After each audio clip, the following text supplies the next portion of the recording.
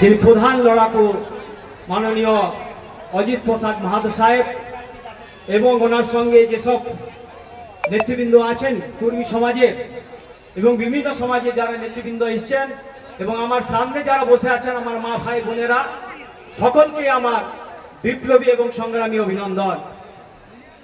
আজকে যে লড়াইটা অজিত মাহাতো বাবু লড়ছেন এই লড়াইটাকে আমরা স্বাগত জানাই বাউরি সমাজ থেকে। এই লড়াই শুধু উনি কুর্মী সমাজের লড়াই লড়ছেন না, এখানে যারা পিছিয়ে পড়া সমাজের মানুষ আছে সে বাউরি সমাজের হোক, কুর্মী সমাজের হোক, আদিবাসী সমাজের হোক বা কোন মুন্ডা সাঁওতালের সমাজ হোক, উনি সবারই জন্য কিন্তু এই লড়াইটা লড়ছেন। এই লড়াইটা এই কুর্মী সমাজ থেকে শুরু হবে এবং বিভিন্ন সমাজ তার পাশে দাঁড়িয়ে আপনারা যদি আপনাদের অধিকার পান তার জন্য এই অজিত প্রসাদ মাহাতো সাহেবের হাতকে মজবুত করতে হবে, এটা আপনাদের জানতে হবে। আজকে কেন আমরা এসেছি, কেন ওনাকে সমর্থন জানানোর জন্য এসেছি, কারণ ওনার লড়াইটা হচ্ছে ন্যায্য লড়াই।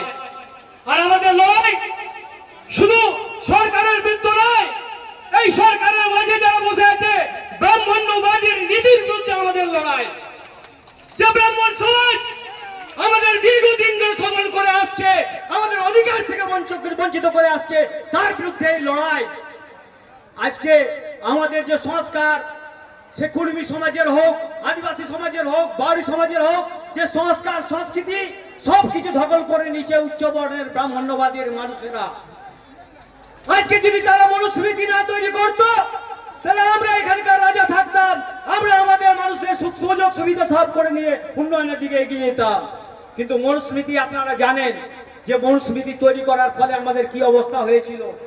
এই মনুস্মৃতিতে এই